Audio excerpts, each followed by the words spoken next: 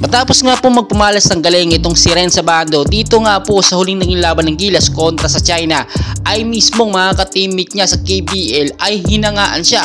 Kasama na nga po dyan ang kanilang head coach sa KGC.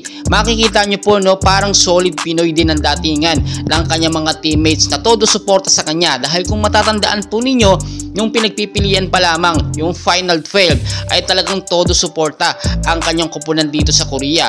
Pagpapakita lamang po nila na may tiwala sila dito sa maipapakita or maiaambag ni Ren Sabando sa kupunan ng Gilas Pilipinas natin.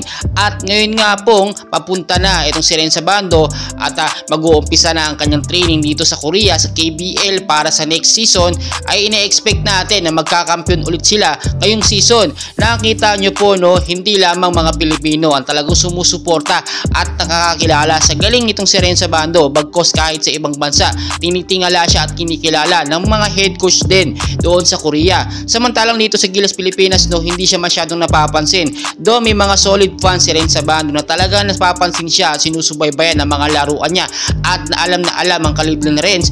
May iba tayong mga coaches dito sa Pilipinas na bale wala lang si Ren Sabando, binabang kulang. Siyempre alam niyo naman kung sino ang ating tinutukoy yan. Pero magkagayon man, kadalasan po sa ating mga Filipino basketball player, sumisikat muna yan sa ibang bansa bago nakikilala sa ating sarili bansa. At kung mapapansin nga po ninyo, parang superstar ang kasikatan na Ren Sabando dito nga po sa Korea.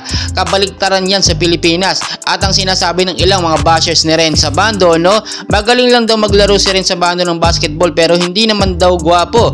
Makikita nyo talaga kung paano talaga dinadaw ng mga Pilipino itong si Ren Sabando, pero tuloy-tuloy lang si Renz at hindi nagpapa-apekto. Nakita nyo naman yung kanyang kasikatan, top 1 lang naman siya sa most blocker nga po dito sa FIBA. At makikita talaga natin, unexpected ang pinapakita ngayon ni Ren Sabando. Yung mga hindi nagtitiwala sa kanya ngayon napapahiya.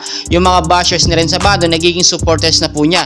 Ngayon talaga aabangan natin, at dahil nga po hindi makakasama sa Final 12 o hindi nakasama nga sa Final 12 ng Gilas Pilipinas para sa Asian Game, itong si Ren Sabando ay tuloy-tuloy pa rin ang suporta natin sa kanya sa Korea, sa KBL. And for sure napakaraming kaganapan at mga papuri ang matatanggap ni Ren Sabando once na magsimula na ang kanyang practice dito nga po sa Korean Basketball League sa kanyang kupunan na anyang KJC. And please supportahan natin si Ren Sabando hanggang makamit niya ang kanyang dream, ang kanyang tagumpay. Tinitignan natin, may mga posibilidad nga din daw po na mapansin or makuha ng NBA itong si Ren Sabando, basta pagbutihin pa niya at talagang mag-grind pa ng mag-grind, at yung ingay na kasikatan niya talaga nakakarating na sa mga international media. Patuloy ko po kayong update, and please huwag niyong kalimutan mag-like and subscribe for more updates. Maraming salamat.